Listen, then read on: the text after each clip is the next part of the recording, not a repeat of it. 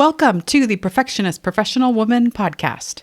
This is episode 10, Dealing with Difficult Coworkers.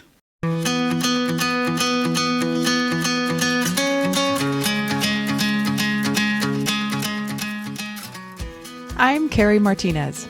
I'm a wife and mother of 3 children and 3 bonus children. I'm also a certified life coach and a member of the Church of Jesus Christ of Latter-day Saints. For a good portion of my life, I equated perfection with happiness and success. I thought that striving to be perfect and do things perfectly was the key to feeling happy and to being successful. I've since come to realize that perfection isn't necessary to achieve either one of those, quite the opposite in fact. And that has made such a difference in how I think, feel, and experience life. So if you're a professional woman and you'd like to know how to release perfectionism so you can trade self-doubt for self-confidence, stop beating yourself up, and start enjoying your life more, then come with me. Let's do this together.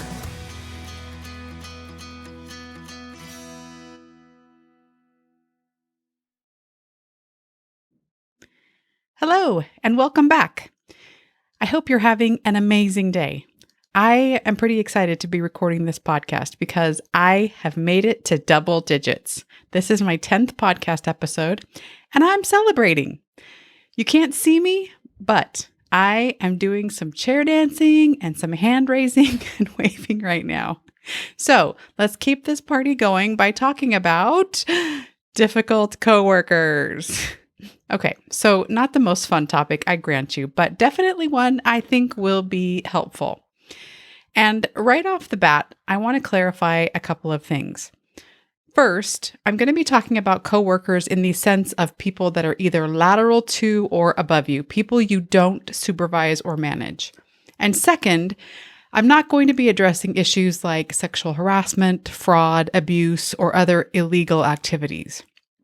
I will be talking about more run-of-the-mill office challenges that aren't illegal, but still get under your skin and create stress, frustration, and angst for you. So I was inspired to tackle this subject after talking with several people recently about their encounters with difficult coworkers. Can you relate to this? Do you work with challenging colleagues? People that push your buttons or just rub you the wrong way. Maybe they constantly interrupt you or gossip about others. Maybe they don't seem to do their fair share of the workload, or maybe their work is consistently late or poor quality. Maybe they regularly miss meetings or work calls. I have certainly had my fair share of challenging coworkers through the years. And now it's just me and my business, and some days I still feel like I work with a challenging colleague. So I want to talk to you about how to handle those kinds of things, what you can do to make it easier for you, help you feel more calm and less stressed, and help you resolve conflicts without getting frustrated and angry. And I want to start by revisiting an idea I talked about in last week's episode, and that is the dichotomy of control. The dichotomy of control is a Stoic concept that certain things are in our control, others aren't, and we should focus our attention and energy on what we can control while letting go of the things we can't. So in a work context, let's start by looking at one key thing not in your control, and that is, surprise, surprise, your coworkers. You cannot control what they say or how they treat you. You can't control if they arrive at work and come to meetings on time. You can't control if they complete projects by specified deadlines or in specified formats. You can't control if they respond to emails or phone calls in a timely manner. You can't control if they interrupt others, go off on tangents, tap their pen repeatedly, or choose not to participate in meetings. You can't control if they gossip about other people or complain about company policies, their workload, or personal issues. You can't control if they return from breaks and lunch late. You can't control if they hoard office supplies or leave the microwave a mess. You can't control if they try to take credit for your work or if they regularly ask you to do their work. You can't control if they give other people preferential treatment, and you can't control if they like and respect you. Does that sound depressing and frustrating? Well, It's actually not. It's actually great news, and I'll tell you why. Trying to control other people is exhausting. It's mentally and emotionally draining, and it doesn't work. Sometimes it seems like it works. Sometimes we do or say things and people do what we want, but ultimately they have agency over their actions. So, if we are spending a lot of time and energy worrying and complaining about other people's behavior, is that useful? Is it helpful? Is it really serving us? Also consider, how much do you like it when other people try to control you? When other people tell you how you should think or what you should feel or how you should act? How much do you like it when other people do that? I have yet to talk to someone who says they love it when other people try to control them. Our personal agency is such a key part of our humanness that we are hardwired to resist anyone or anything that tries to limit or manipulate it. In psychology, this is called psychological reactance. According to the American Psychological Association, when people feel coerced into a certain behavior, they will react against the coercion, often by demonstrating an increased preference for the behavior that is restrained, and may perform the behavior opposite to that desired. In other words, when we feel like we're being pushed to do something, our natural inclination is to do the opposite, or at least do something different. So, trying to control our coworkers can actually cause them to dig their heels in on the behavior we want them to change. Something else to consider is that worrying and ruminating about what your coworkers are doing wrong is a heavy and unnecessary burden. Your brain might think it's necessary and helpful, but I promise it is not. When you can let that go, you will feel so much freedom and relief. All the brain space and energy you've been devoting to your coworkers can be redirected to things that will serve you better, things that are actually in your control, things like your mindset, your work, your values, your skills, your actions, your problem-solving abilities, your goals, and your dreams. Now, this is not to say you just let people walk all over you. This is not to say you can't make requests of them to do things differently, that you can't set boundaries, or that you can't take steps to address inappropriate, unethical, or even illegal behavior. You can absolutely do all of those things. I just want you to do it from a clean headspace, from a place of empowerment and not a victim mindset. Don't tie your happiness and peace of mind to how your coworkers behave. In the book, Getting to Yes with Yourself, author William Ury says, "The more we need another person to satisfy our needs, the more power that individual has over us, the more dependent and needy we are likely to behave. If we need our coworkers to behave a certain way for us to feel calm or happy at work, we've essentially given them all power over our well-being and mental state. And what if they don't do what we want them to? Then what? We're stuck. Unless we recognize and accept that we can't control them. We can only control ourselves, our thoughts, our feelings, our actions, our efforts. So, first and foremost, focus on what you can control and release the rest." Ury also cautions against blaming others. He says blaming escalates disputes needlessly and prevents us from resolving them. It poisons relationships and wastes valuable time and energy. Perhaps most insidiously, it undermines our power because we are dwelling on their power and our victimhood. We are overlooking whatever part we may have played in the conflict and are ignoring our freedom to choose how to respond. Rather than getting lost in the blame game, Ury says it's more useful to realize that it takes two to create the mess and only one to begin to transform the relationship. By taking responsibility for your relationship, your actions, you reclaim your power to change things. In the book, The Success Principles, Author Jack Canfield says, if you want to be successful, you have to take 100% responsibility for everything that you experience in your life. Most of us have been conditioned to blame something outside of ourselves for the parts of our life we don't like. But complaining is an ineffective response to an event that does not produce a better outcome. Canfield says we should replace complaining with making requests and taking action that will achieve our desired outcomes. So second, stop blaming and complaining and focus on what you can do to address the issue. Depending on the issue, that could involve things like asking clarifying questions, making verbal or written requests, physically removing yourself from a situation, talking to a manager or supervisor, seeking support from a mentor or other colleagues, requesting a transfer, and so on. Whether or not the coworker changes their behavior, you do have options. You just need to consider how you want to show up in the situation and what kind of employee you want to be. One of the scenarios I heard about recently involved an employee in one department, I'll call her Jody, requesting a file of information from someone in another department, and I'll call her Lisa. When Jody received the file from Lisa, it wasn't formatted the way she wanted and was missing some of the information she needed. Jody got upset and started complaining about Lisa, saying Lisa never gives her what she needs and always gets things wrong. Jody then proceeded to describe several other times Lisa had done things wrong. Now, when asked if she specified the format she wanted and all the information she needed, Jody said no, but she should know.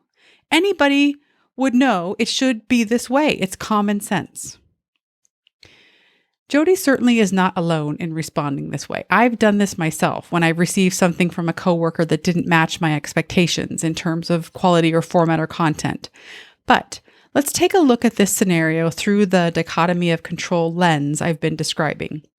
What's not in Jody's control here and what is? The work that Lisa did is not in Jody's control. How Lisa prepared the file and the information she chose to include in the file is not in Jody's control. What is in Jody's control is how she responds once she gets the file from Lisa. Jody chose to complain about Lisa and bring up other examples of Lisa's so-called failures. Jody also complained about how this mess-up was going to make her work late. The thing I found interesting in all of this was that Jody was talking to other coworkers, other people about the problem, and not Lisa. Jody needed Lisa to do something different, but she wasn't talking to Lisa about it, at least not right away, which meant she had to wait even longer to get what she needed. Before I talk further about how Jody could have handled this differently, I want to share another story. Several years ago, I was working as a tech coach at a middle school. If you've never had the pleasure of visiting a middle school campus, let me just say it can be interesting. The students range in age from 11 to 14. So they're in varying stages of puberty, experiencing lots of hormonal, physical, and brain changes. They're trying to assert more independence, and they're trying to sort out who they are and who they want to be in the world. Their brains are also undergoing what's known as synaptic pruning, which is the brain's way of decluttering inefficient and inactive neural pathways. Needless to say, there's a lot going on internally and externally for these kids, and because of that, you'll see some interesting, challenging behaviors. It takes some serious skill and patience on the teacher's part to manage a middle school classroom. In some classrooms, I would regularly see what I would consider chaotic, disrespectful, defiant behavior. I'd see teachers and students enmeshed in daily power struggles, and the tension and stress in these rooms was almost palpable. But there was one teacher's classroom that was always calm and peaceful when I visited. Her room felt so different, and the students behaved so differently in her room. It was really quite remarkable. Students that were disrespectful and defiant in other classrooms were calm and on task and polite in her room. I asked her one day why she thought that was, and she told me it was because she always assumes positive intent on the part of her students. She always has the mindset that everyone is doing the best they can, and any misbehaviors aren't coming from malicious or bad intent. Because she believed that, she treated the students with dignity and respect. That really stuck with me. Before talking to her, I hadn't really considered that assuming positive intent or automatically giving others the benefit of the doubt was an option, let alone a highly effective one. Our brains do not do this. Our brain's default functioning is to look for potential dangers and problems, which is why it's so easy to notice what we think other people are doing wrong and then make up stories to explain the behavior. Jody's story about Lisa was that she intentionally messed up the file to get back at her. That's why Lisa didn't give her the info she needed in the format she wanted. I don't believe that's the case, but let's say for a moment that's true, that Lisa intentionally messed things up for Jody just to get back at her. What is the upside to believing and focusing on that? Does that help Jody get what she needs? No. It just leaves Jody feeling frustrated, angry, self-righteous, and still without the information she wants. But what if Jody assumes positive intent instead? What if she gives Lisa the benefit of the doubt that Lisa didn't know exactly what she needed or the format she wanted? What if she assumes that Lisa wanted to give her what she needed, but Lisa maybe overlooked something? What would be the problem with believing that? If you're thinking, Lisa needs to be held accountable for her mistakes so this doesn't keep happening, that may be true. But please hear me on this. Jody does not need to feel upset or frustrated or angry to make that happen. She can assume positive intent with Lisa, feel calm, and still hold her accountable. She can give Lisa the benefit of the doubt, feel peaceful and grounded, and still talk to her about what's needed going forward. If Jody is in the mindset of assuming positive intent, she can approach Lisa with curiosity and openness, which feels so much better than frustration and blaming. She can tell Lisa she didn't get what she needed, and she can ask Lisa her thoughts on what can be done to prevent this going forward. If the issue continues, she might talk to her supervisor, but she can still do that without complaining, frustration, and anger. In Getting to Yes with Yourself, William Ury says, the cheapest concession you can make, the one that costs you the least and yields the most, is to give respect. Re as in repeat and spect as in spectacles. In this sense, respect means to look again. It is to see the other person with new eyes as a human being worthy of positive regard. This idea of assuming positive intent, giving the benefit of the doubt, respecting others, can go a long way to resolving conflicts or overcoming challenges. In fact, that one shift can resolve the majority of coworker difficulties. I know it takes courage and humility to do that, to take the high road, so to speak. We can feel very justified in our resentment and frustration. It can be hard to let things go or to give others the benefit of the doubt or to think they're worthy of positive regard, especially if there's a long history of offenses and challenges. I get it. But holding on to resentment, anger, and frustration only punishes you. It creates unnecessary suffering for you. And most of the time, it doesn't serve you.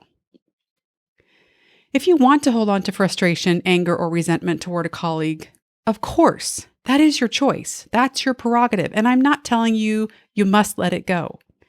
I don't know what you should do because I'm not you living your life, having your experiences. Only you can decide what's best for you. I fully acknowledge, though, that it can be hard to let frustration, anger, and resentment go, and you may not want to. But in that case, I just want you to own what you're choosing so you keep the power. Don't give your power to your coworker by blaming them for your feelings. Acknowledge and own that you're choosing to remain frustrated, angry, and resentful so that you keep your power. Okay, I've shared a variety of ideas, and I want to finish by sharing one more mindset idea and a specific process for talking with a coworker about an issue or conflict. Both of these come from the book Powerful Phrases for Dealing with Difficult People by Renee Evanson. In the book, Evanson says conflict is a natural component of any relationship. I want to say that again. Conflict is a natural component of any relationship.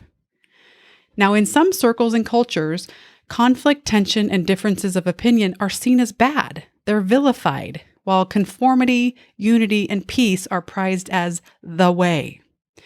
Now, look, I'm not advocating conflict and tension and saying we shouldn't want peace and unity. Quite the opposite. I'm just saying we don't need to be afraid of conflict and avoid it at all costs. After all, conflict is necessary for new ideas to develop. Can it run amok and create problems? Absolutely. Just like a desire for unity and peace can run amok and create problems.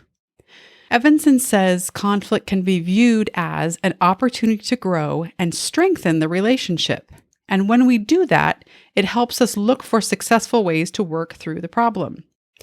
So, let's say one of your coworkers frequently comes late to meetings or sometimes doesn't show up at all. You've cleaned up your thinking about wanting to control this behavior. You acknowledge and accept that you can't control whether or not they show up on time.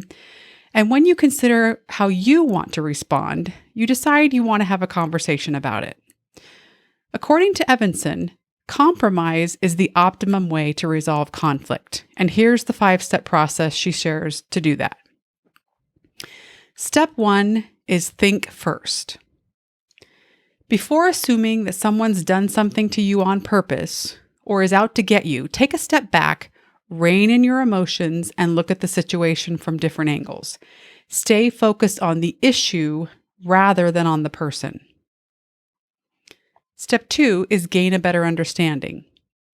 Talk with the other person about the situation so you can increase your understanding of the person's intent. Step 3, define the problem. When you feel you have enough information, restate the problem from your viewpoint. Then ask the other person how they view the problem. Say something like, I see it this way. How do you see it? Before you move on to find a workable solution, everyone must agree on how the problem is defined. Step 4, offer your best solution. Offer your best solution and then ask if the other person agrees. If they do, move on to the final step. If not, ask for other ideas. Focus on finding the best solution, try to find common ground, and be prepared for give and take. Step 5 is agree on the resolution.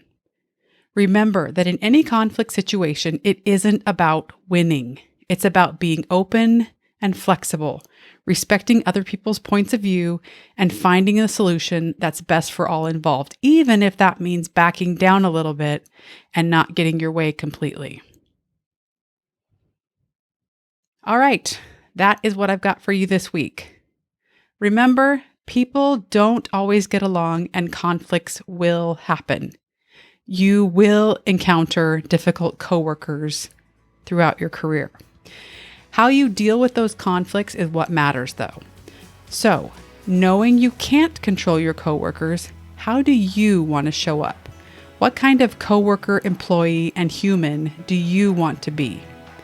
Control what's in your power to control and let go of the rest. Thanks for listening to this episode of the Perfectionist Professional Woman podcast. To see show notes and a transcript, head over to KeriMartinez.com/podcast. That's KeriMartinez.com/podcast. And while you're there, click the link to download my free Feel More Confident in Front of Others cheat sheet.